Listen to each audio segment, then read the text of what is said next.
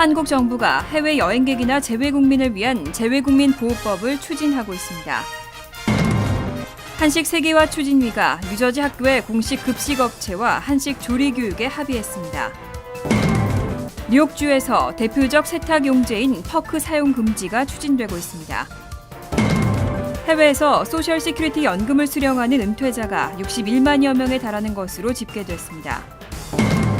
투표소에서 유권자들에게 신분증을 제시하도록 의무화한 위스콘신주 선거법이 일시 중단됩니다. 이상은 이 시각 주요 뉴스입니다.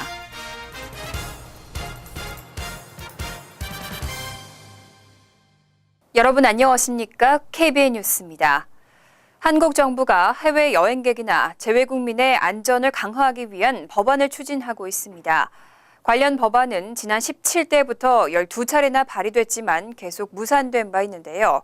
재외국민들의 신변을 보호하기 위한 법 제정이 시급하다는 목소리가 높아지고 있습니다. 김정훈 새누리당 의원은 19일 재외국민이 처할 수 있는 각종 사고나 위난 상황에 따른 국가의 구체적인 보호 의무를 법안으로 규정하는 재외국민 보호법 개정안을 대표 발의했습니다. 개정안에 따르면 연간 해외 여행객이 2천만 명을 넘어서고 해외에 거주하거나 체류하는 재외동포는 700만 명에 달하지만 재외국민을 체계적으로 보호할 의무를 규정하는 근거법은 전무한 실정입니다. 이에 따라 개정안은 재외국민이 처할 수 있는 각종 사고나 위난 상황에 따른 국가의 구체적인 보호 의무를 규정하고 재외국민 보호 체계를 확립하겠다는 내용을 담고 있습니다. 특히 대통령 소속으로 재외국민 보호위원회를 설치하고 외교부 장관이 위난 상황에 대비해 5년마다 재외국민 보호 기본 계획을 수립하도록 명시돼 있습니다. 또 위난 상황에 처한 국민의 보호와 지원에 필요한 경비를 국가가 지원할 수 있도록 했습니다.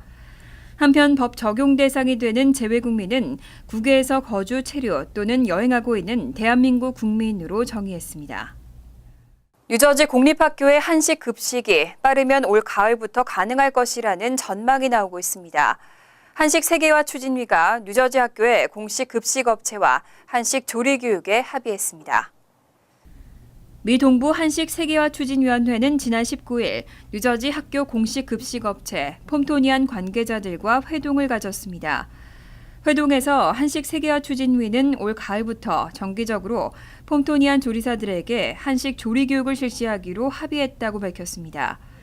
폼토니안 조리사들이 한식 요리 교육을 받고 나게 되면 한식 급식을 원하는 학군별로 한식 제공이 가능하게 됩니다. 이에 따라 빠르면 올 가을부터 한인 학생들이 다수 재학 중인 팰리세이즈 팍, 포트리 등 일부 학군에는 한식 급식이 제공될 수 있을 것으로 기대됩니다. 실제 이날 회동에는 펠팍타운의 이종철 부시장과 크리스정 타운의회 의장이 함께 자리해 펠팍 학군에 한식 급식이 제공될 수 있는 방안에 대해서도 논의했습니다. 하지만 뉴저지 공립학교에 한식 급식 제공이 완전히 성사되기 위해서는 한식에 들어가는 식자재 제공과 급식 단가, 메뉴 개발 등의 문제가 해결돼야 합니다. 한식 세계화 추진위는 22일 퀸즈 플러싱 한식당에서 기자회견을 열고 구체적인 방안을 발표할 계획입니다. 뉴욕주에서 대표적 세탁 용제인 퍼크 사용 금지가 추진되고 있습니다. 연방정부가 시행할 규제보다 더 앞당겨질 것으로 전망되면서 한인 드라이클리닝 업계에 비상이 걸렸습니다.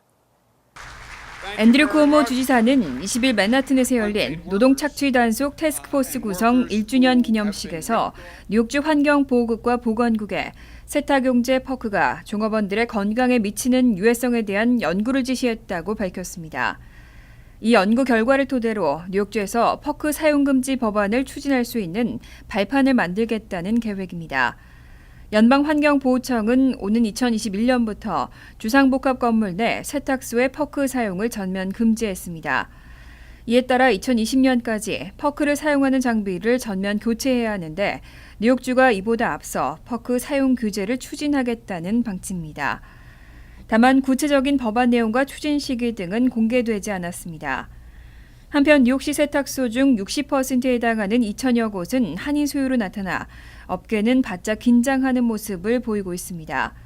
뉴욕 한인 드라이클리너스 협회 김상균 전 회장은 연방정부의 퍼크 사용 규제보다 훨씬 앞서 규제가 된다고 하니 초비상 상태라며 조만간 회원들과 회의를 열고 향후 대책을 논의하겠다고 밝혔습니다.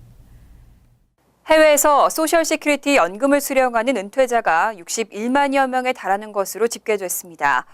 대부분은 출신 국가에서 노후 생활을 보내는 이민 1세대로 나타났습니다.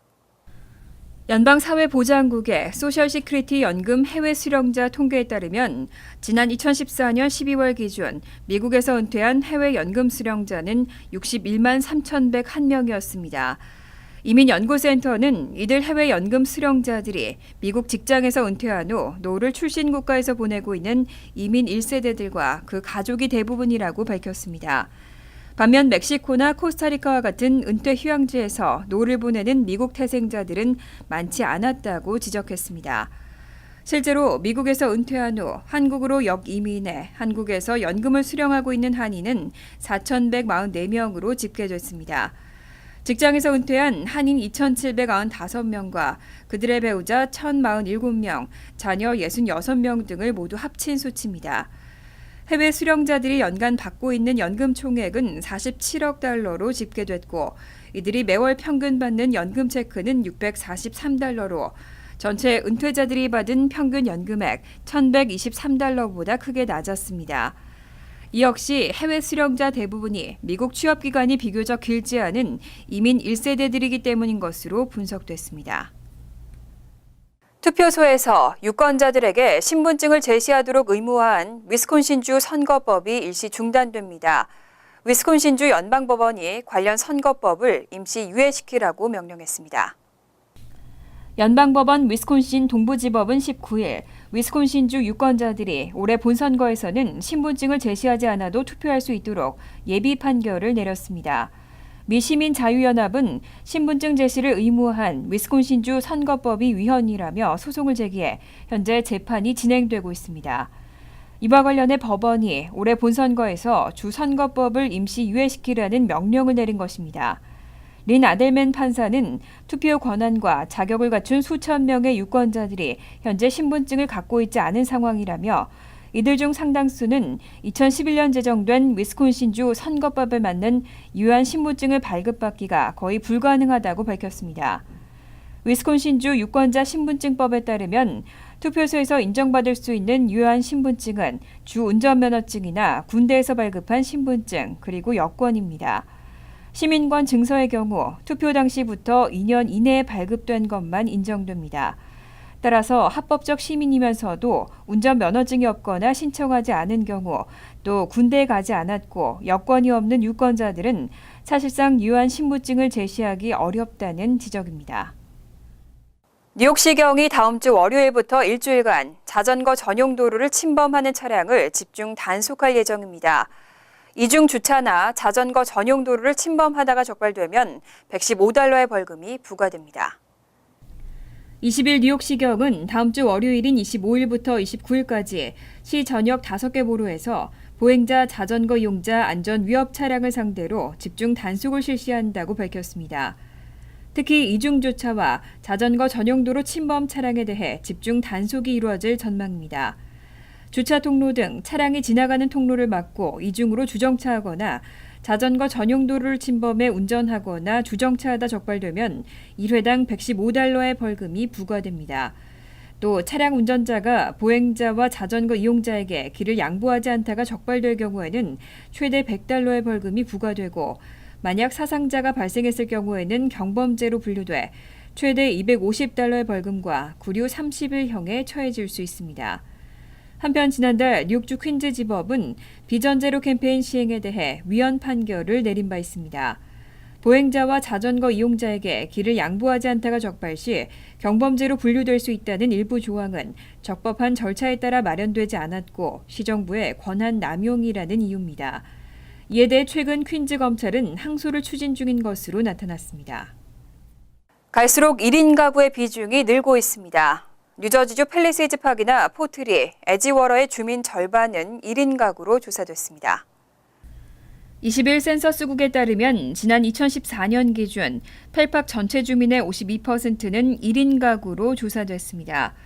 센서스국은 15세 이상 중 미혼이나 이혼, 사별 등으로 인해 혼자 거주하는 경우를 1인 가구로 분류했습니다. 펠팍의 1인 가구 비율은 맨하튼으로 출퇴근하는 젊은 통근자가 많은 포트리나 에지워러 등지보다 높았습니다. 버겐 카운티 전체에서도 해켄색 60% 등에 이어 5번째로 1인 가구 비율이 높은 지역으로 꼽혔습니다. 포트리와 에지워러는 46%, 리치필드는 45% 등이 1인 가구로 파악됐습니다. 이와 같은 현상은 맨하튼 등에 직장을 둔 통근자들이 편리한 교통 등으로 대거 몰리고 있기 때문으로 분석됩니다. 반면 버겐 카운티 북부 지역은 1인 가구 비율이 펠팍이나 포트리 등지에 비해 눈에 띄게 낮았습니다. 테너플라이와 클로스터, 놀루드 등의 1인 가구 비율은 각각 32%로 조사됐습니다. 이들 지역은 공교육 시스템이 좋다는 평가를 받고 있고 주택 중심의 거주 형태가 공통점인 만큼 자녀 양육을 위해 정착하는 주민들이 많은 것으로 분석됩니다. 러커스, 뉴저지 주립대학교 등록금이 또 오릅니다. 수업료와 기숙사, 식비 모두 지난해와 비교해 1.7%가량 인상됩니다. 20일 러커스대 이사회는 2016-17 학년도 수업료를 지난해보다 1.7% 인상하기로 결정했습니다. 대학 측은 지난해 2.3%의 인상률에 비해서는 비교적 낮은 수준이라며 직원 월급 인상 결정이 주요 원인이라고 밝혔습니다. 이에 따라 오는 가을 학기부터 뉴브런스윅 캠퍼스 학부생의 수업료는 전년보다 $241 올라 14,372달러를 내게 됩니다. 또 기숙사와 식비도 지난해와 비교해 1.7% 오르고 이를 포함한 등록금은 총 26,632달러로 지난해보다 $447 오릅니다. 뉴욕 캠퍼스와 캠든 캠퍼스의 수업료는 각각 14,268달러와 13,829달러로 오릅니다. 하지만 대학 측은 타주 대학보다 더 많은 학자금을 제공하고 있다면서 학생들의 실제 부담은 덜할 것이라고 설명했습니다. 대학 이사회는 이날 학자금 지원 예산을 지난해보다 소폭 인상해 3,300만 달러로 확정했습니다. 대학 측은 뉴브런스윅 캠퍼스 학부생 중 절반 정도, 뉴욕 캠퍼스와 캠든 캠퍼스는 3분의 2 정도의 학부생이 지원을 받고 있다고 밝혔습니다.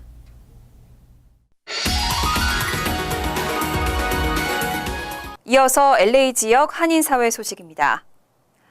LA에선 도널드 트럼프 후보의 헐리우드 명예의 거리 명패가 잇따라 훼손됐습니다. 조롱의 수단으로까지 사용되면서 순환 시대를 겪고 있습니다. LA에서 활동하고 있는 예술가 한 명이 헐리우드길 트럼프 명패 위에 세워놓은 6인치 높이의 장벽은 어제 오후 약 10분간 설치됐다 사라진 뒤 오늘 오전 또다시 세워졌습니다. 장벽 모형을 만든 이는 플라스틱 지저스라는 이름의 길거리 예술가로 트럼프 후보가 불법 이민을 막기 위해 멕시코 국경에 장벽을 설치해야 한다는 주장을 조롱하기 위해 설치를 추진했습니다. 특히 장벽 주변엔 노란색으로 접근 금지 표시와 함께 철조망이 설치되고 성조기가 꽂혀 있어 실제 장벽을 연상케 합니다. 한편 어제와 오늘 두 차례에 걸쳐 설치된 이 조형물엔 수백 명의 관광객들이 구경을 하는 등 관심이 이어졌으며 현재 이 지역 상공회의소 측이 철거한 상태입니다. 샌프란시스코에 살고 있는 한인 어린이가 급성 백혈병에 걸려 안타까움을 자아내고 있습니다. 골수 기증자를 애타게 찾고 있는 상황입니다. 케이탄 호프앤 유스타 미디어 측은 오늘 오후 아시안 골수 기증협회 A3M과 공동 기자회견을 열고 3살 된 애슐리 양의 골수 기증자를 찾고 있다고 밝혔습니다. 지난 5월 27일 급성 백혈병 판정을 받은 애슐리는 오는 9월까지 골수 일치자를 찾지 못할 경우 생명을 위협받을 수 있는 상황입니다. 이에 따라 골수 기증 등록 캠페인을 통해 애슐리 양 살리기 운동에 나선 유스타 미디어와 A3M 측은 오는 20일 북창동 순두부 윌셔전 패티오에서 등록 캠페인 부스를 설치하고 기증자 찾기에 나설 예정입니다. 또 A3M과 전국 골수기증협회 등은 영락교의 제퍼슨 캠퍼스와 브로드웨이 캠퍼스에 각각 부스를 설치하고 오는 일요일 10시부터 2시까지 기증자를 찾기 위한 등록 행사를 열 계획입니다. 한편 골수기증은 만 18세에서 44세까지 성인들에 한해 가능합니다. 월드리포트입니다. 매년 이맘때면 스페인 곳곳에서 소축제가 열립니다. 일주일 동안 소몰이 행사와 투 경기가 이어지는데요. 해마다 사상자가 속출하고 올해는 31년 만에 투사까지 사망했습니다. 스페인 팜플로나 시청 광장. 축포가 발사되자 갇혀있던 소들이 풀리고 수천 명의 사람들이 소를 피해 일제히 달리기 시작합니다. 흥분한 소들은 여기저기 들이받기 시작하고 골목은 순식간에 아수라장이 됩니다. Every day you have an opportunity to make a different run, different bulls, and as the expectation builds up, and then it's like you have to jump and do your best run. And 팜플로나시의 소몰이 축제는 일주일 동안 계속되는데 해마다 전 세계에서 100만 명의 관광객이 찾을 정도로 인기가 높습니다. I still get nervous. I still love it. It's still unique in the world. And I thank the Pamplonicas for accepting us in as foreigners. 하지만 흥분한 소떼를 보며 즐기는 축제이다 보니 해마다 사상자가 속출합니다. 올해도 20대 스페인 청년이 사망하고 일본인 관광객은 쇳불에 찔려 중상을 입는 등 12명의 사상자를 냈습니다. 테루엘 지역에서는 31년 만에 투우사가 숨지는 비극도 발생했습니다. 경기 도중 쇳불에 허벅지와 가슴을 찔린 투우사는 즉시 병원으로 이송됐지만 사망했습니다. 특히 TV 생중계로 500kg짜리 황소가 투우사의 몸을 뿔로 받는 장면을 지켜본 스페인 국민들은 어느 때보다 더 큰 충격을 받았습니다. 테루엘의 투우 축제는 즉각 중지됐지만 이를 계기로 투우 축제 논란은 더욱 거세지고 있습니다. 발라의 차림으로 머리에 쇳불을 달고 가짜 피를 뒤집어 쓴 동물보호단체 회원들. 이들은 황소를 잔인하게 죽이는 투우 축제를 멈추라며 목소리를 높였습니다.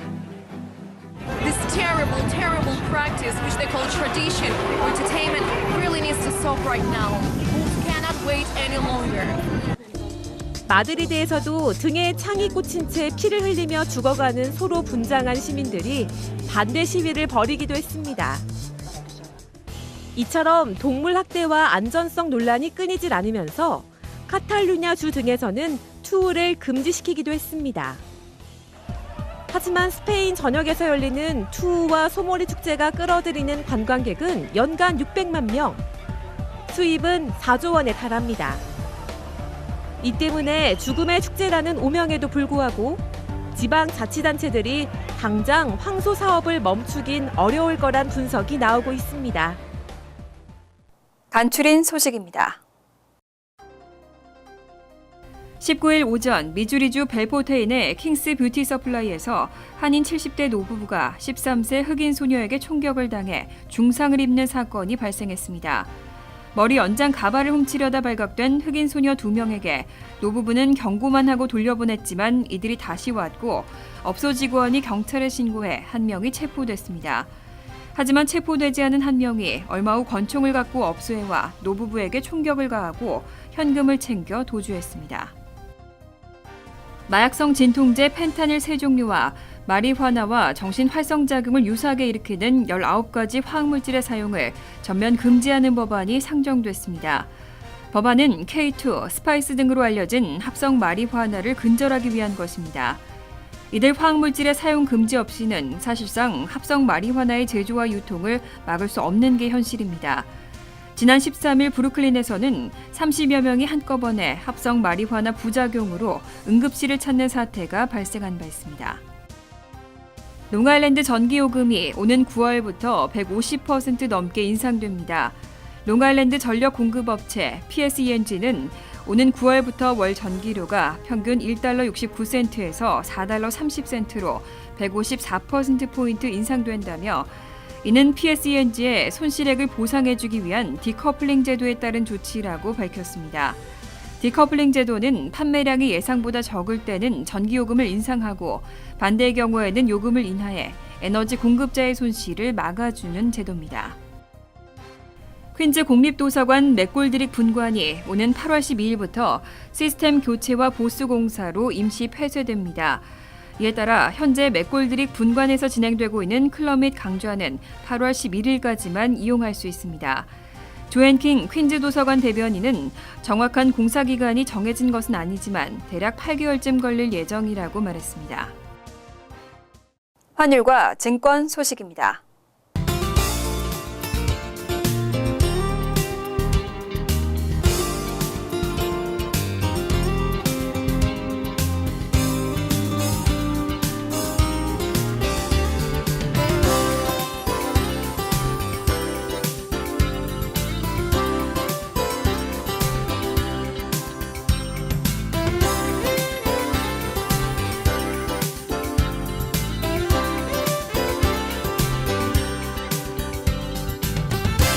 이어서 날씨입니다. 금요일은 덥고 화창한 가운데 오후부터는 강한 천둥 번개와 함께 비가 오는 곳이 있겠습니다. 낮 최고 기온은 94도, 섭씨 34도, 밤 최저 기온은 76도, 섭씨 25도로 예상됩니다. 토요일도 덥고 화창한 날씨가 되겠습니다. 일요일 역시 화창하고 더운 날씨가 이어지겠습니다. 이상으로 KBN 뉴스를 마칩니다. KBN과 함께 즐거운 시간 되시기 바랍니다.